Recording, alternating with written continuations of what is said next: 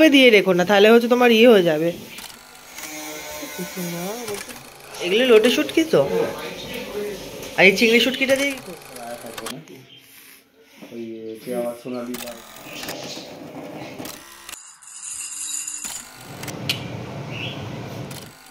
চলে এসো। Good morning. আজকের ব্লগটা এখান থেকেই শুরু করা যাক। আমি উঠে পড়েছি, আর এখানে রিয়ান শুয়ে আছে ওর পাপার কাছে। ও উঠেছিল প্রায় 8:30টার দিক করে, একবার ফিট করেছিল। তারপরে আমি ভাবলাম আমাদের কাছেই নিয়ে শুই। তো এখন ও আর ওর পাপা ঘুমাবে, এখন তো ওদের সকাল হবে না। আমি উঠে পড়েছি, ঘড়িতে প্রায় 9:15 বাজে সকালবেলা। আমি জানি এখন উঠে পড়ি, এবার ফ্রেশ হতে হবে। ফ্রেশ হয়ে টুকটাক কাজ তো আছেই। আর যেহেতু শুভাঞ্জনের এখন অ্যাক্সিডেন্ট হয়েছে, ওকে আর ডাকছি না, ও একটু রেস্ট নিক। আর দেখো নিচে আসতেই পম্পম কতটা খুশি হয়েছে। পম্পম কিন্তু ভীষণ এনজয় করে আমাদের সবার সাথে থাকতে। রাত্রিবেলা টাইমটা অনেকটা তো ওপরে থাকি, তো সকালবেলা দেখে কিন্তু খুব খুশি হয়ে যায়, ঘুরে ঘুরে কিরকম নাচ করছে দেখো। তো আমি ফ্রেশ হয়ে এসেই দেখি ব্রেকফাস্টে হচ্ছে চাউমিন, যেটা আমার ভীষণ ফেভারিট। আর ঘরে যে চাউমিনটা বানানো হয় না, সেই চাউমিনটাই কিন্তু আমার খেতে খুব ভালো লাগে। এবার তোমাদেরকে বলি শুভাঞ্জনের কীভাবে অ্যাক্সিডেন্টটা হয়েছে। ও অফিস যাচ্ছিল, তখন হচ্ছে কলকাতা যে এক্সাইডের মোড় আছে ওখানে অ্যাক্সিডেন্টটা হয়। একটা 4 হুইলার গাড়ি এমন চেপে দিয়েছিল, তো ওর বাইকের চাকাটা স্কিড করেও পড়ে যায়। আর এই বাঁ পাটাতেই কিন্তু ও আগেও ব্যথা পেয়েছে, সেই বাঁ পাটাতেই কিন্তু আবার ইনজুরি হয়েছে। ভালোভাবেই বেশ ইনজুরি হয়েছে। ওখানকার লোকাল পুলিশ নিয়ে গেছিলো SSKM হসপিটালে, ওখানেই প্রিলিমিনারি যে ট্রমা কেয়ার ইউনিটে ট্রিটমেন্ট হয়েছে। এক্সরেতে কোনো ভাঙা নেই, কিন্তু ওর সফট টিস্যু ইনজুরি হয়েছে। রিপিট এক্সরে করে আমরা সেটা জানতে পারলাম।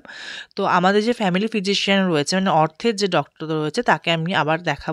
ওর পাটা কিন্তু ভালোভাবেই জখম হয়েছে, যেখানে ও হাঁটতে কিন্তু খুবই কষ্ট হচ্ছে। তারপরে এই যে রিয়ানকে একটু নেলসগুলো ট্রিম করে দিচ্ছিলাম, ওর নেলস না খুব তাড়াতাড়ি বেড়ে যায়। তারপরে গেছিলাম একটু রোদে, মানে আমাদের ব্যালকানিতে একটু বসেছিলাম, ওকে নিয়ে রোদ খাচ্ছিলাম, কিন্তু রিয়ান একদম রোদ খেতে চায় না। আর তারপরে আমি স্নান টান করে চলে এসেছিলাম। আর রিয়ানের আর এখন আমার স্কিন কেয়ার সেম হয়ে গেছে। এক্সট্রা ভার্জিন কোকোনাট অয়েল ওকেও মালিশ করে দিই, আর আমিও ওইটার গায়ে লাগিনি। এখন এক্সট্রা করে নিচে স্কিন কেয়ার করার টাইম নেই। আর আজকে দেখো শুটকি মাছ ছিল, যেটা আমার ভীষণ ফেভারিট। 2 রকমের শুটকি, চিংড়ি শুটকি, লোটে শুটকি, কিন্তু দুটোই ছিল। আর এটা মামনি যা বানায় না, মানে তোমাদের কি বলবো, আমার শুটকি থাকলে না মাটনও খেতে ইচ্ছা করে না, মানে শুটকি মাছ দিয়ে মনে হয় ভাত খেয়ে নিই। আর কালারটা দেখো কি দারুণ এসেছে।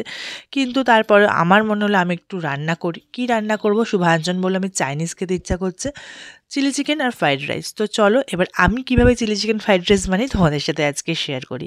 তো চিকেনটা ম্যারিনেট করে রেখে দিয়েছিলাম আদা রসুনের পেস্ট দিয়ে, তারপর কর্নফ্লাওয়ার দিয়ে।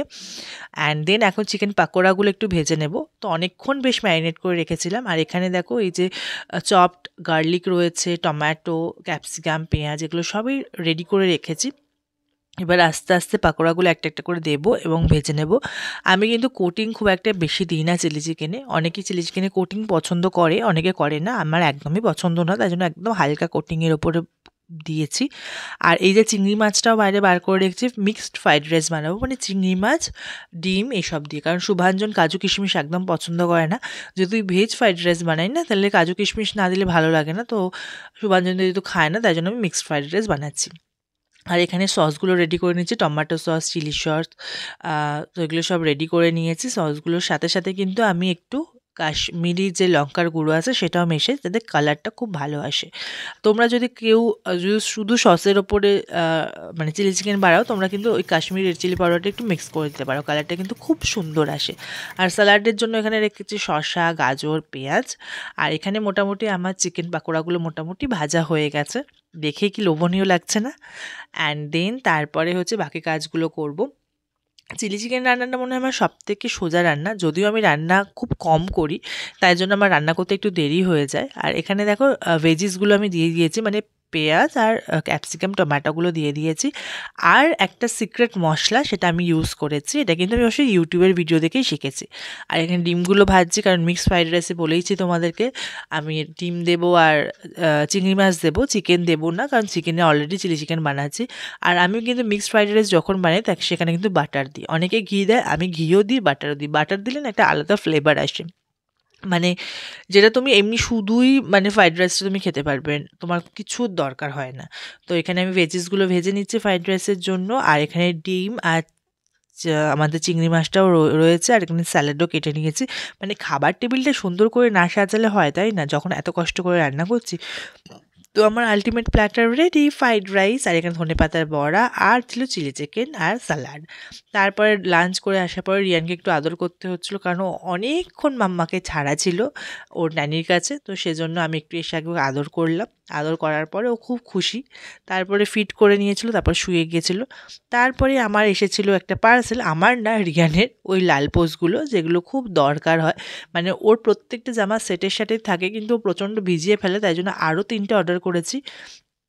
দেন তারপরে হচ্ছে আমি ওর বটলগুলো একটু ফুটিয়ে নিচ্ছিলাম, বটল আর ও যে ওষুধ খায় সেই বাটি আর চামচটাতে, আর একটু গরম জলও করে নিচ্ছিলাম, কারণ ওর মাঝখানে যদি ফর্মুলা ফিট লাগে তো সেটার জন্য।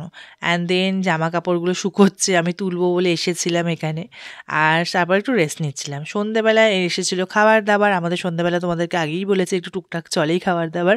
আজকে ইচ্ছা করছিল একটু এগ মোগলাই খাবো, তো মোগলাইটা এসেছে, আর মামনির জন্য ছিল এগ রোল। মামনি মোগলাই খেতে খুব একটা পছন্দ করে না।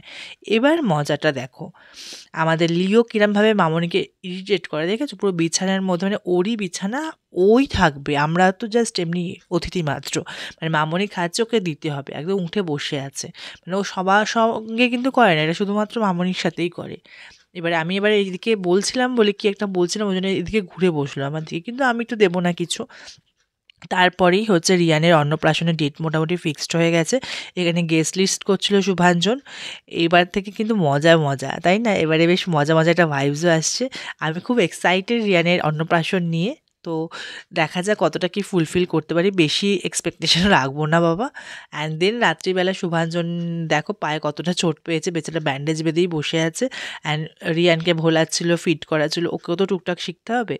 আজকের মতো ভিডিওটা এই পর্যন্ত, দেখাচ্ছে নেক্সট কোনো ব্লগে। ততক্ষণ বাই, সবাই খুব ভালো থেকো।